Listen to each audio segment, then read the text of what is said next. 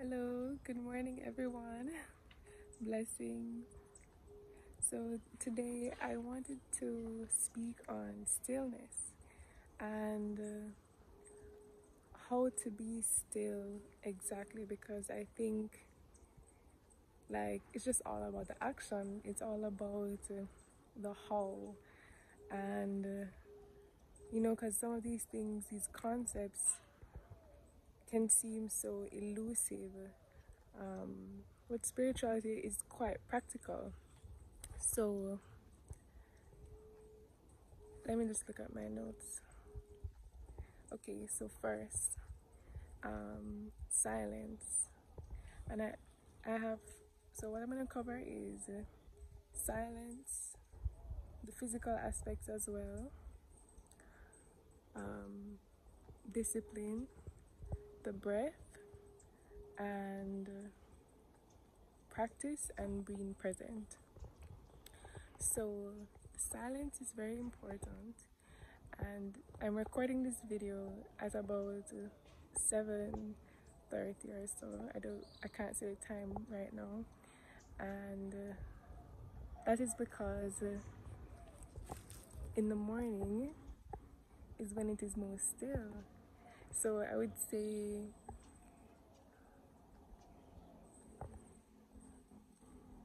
in the peak hours of the morning to around 6:30. Not even, like, you start to hear movement from 5:30. So I try to get up between 4:30 and 5:30 so as I can have that time to just go inward. So the morning is also good because you would say, okay, in the night it's pretty still as well, everybody is sleeping, right? But in the morning you have first light, which is that's like the first brightness, the first joy, the first awakening, and in that is the awakening from the darkness, the unconscious state. So when you're practicing stillness in the morning through your meditation and your breathing, you're in tune with what is happening in nature. So it is really the best time, right? At night is your body is asking you to really go to sleep, to recharge. The melatonin starts to come, and yeah. So I'm a bit distracted because I'm trying to find the right angle and I'm holding the phone with my hand and it kind of hurts. Okay, let me just stupid works. Okay, and I don't want to make this video too long, so let me just progress and move forward here. So yes, it is important to be still because when you're always moving, even just physically, it's not even just about the mind, it's everything. And it starts with the physical because we have practiced so much to live these sorts of distracted lives, with erratic movement and the erratic short breath, that we can't seem to even just think clearly. And in the clarity is where you realize what you need and what you want and what your actual desires are and what your next moves are, because truly we have all the answers. All the answers are within us because we are connected to the Most High. We are connected to the Akashic Records. The Akashic Records is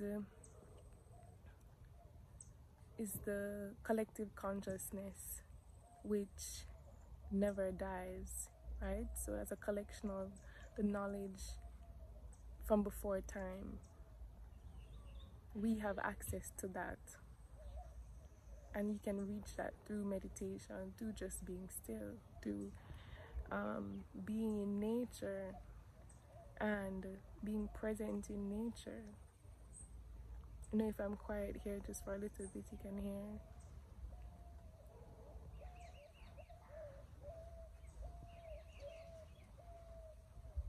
Right? So morning, peak times, 4:30. We're up. We're lighting our incense, resonance for the day, and we're doing our yoga. And yoga is really preparation for meditation, and that is the original use for yoga, because to sit still, then the muscles must be relaxed, because what we're doing is being relaxed but aware, right? So in order to do that, then the body must come under control from the mind, and so the mind is not distracted by what is happening in the body. So we do it on an empty stomach, because digestion would be using energy, and that is energy that we could be using, or rather even using that chi energy, that core energy, to strengthen our will, to strengthen our focus, which is what we use to manifest what we want into the physical reality.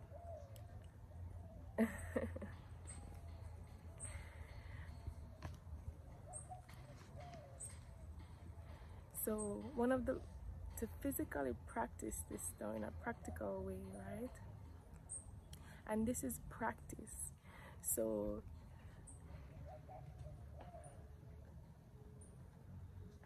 people want to be able to meditate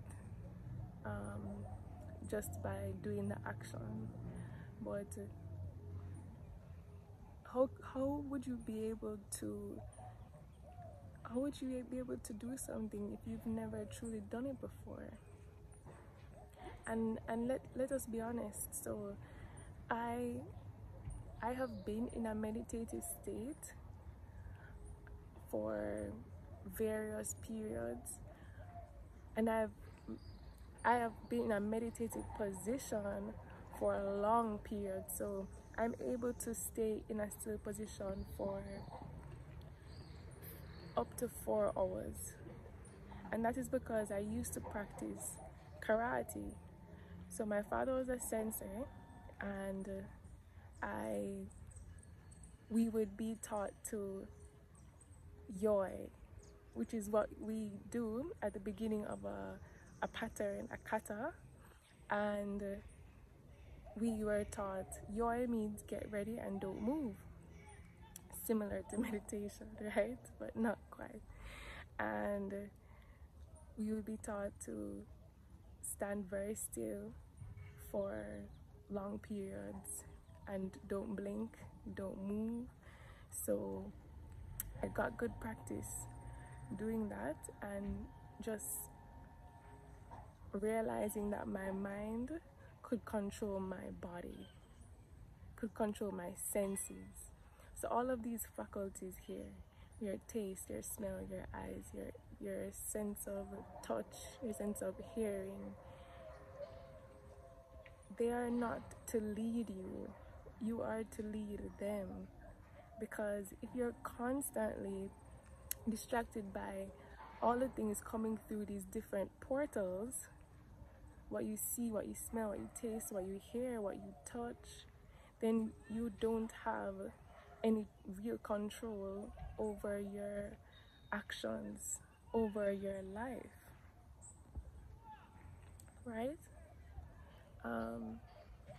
Why I'm looking in different, this is you know, I'm practicing to make videos, so I really should be looking here into the camera, right? Okay, so what is next? We touched on the silence, we touched on the physical. Okay, how to, right? So one way to practice is to discipline your senses. So if you find that you're a person that's always scratching your face or scratching your head, you put that hand down and you tell it to stay. Right? So if you find that, now the sense of taste is a little bit more tricky, but it's doable. So most people have a sweet craving because sugar is addicting, or a cheese craving because the quercetin in dairy is addicting.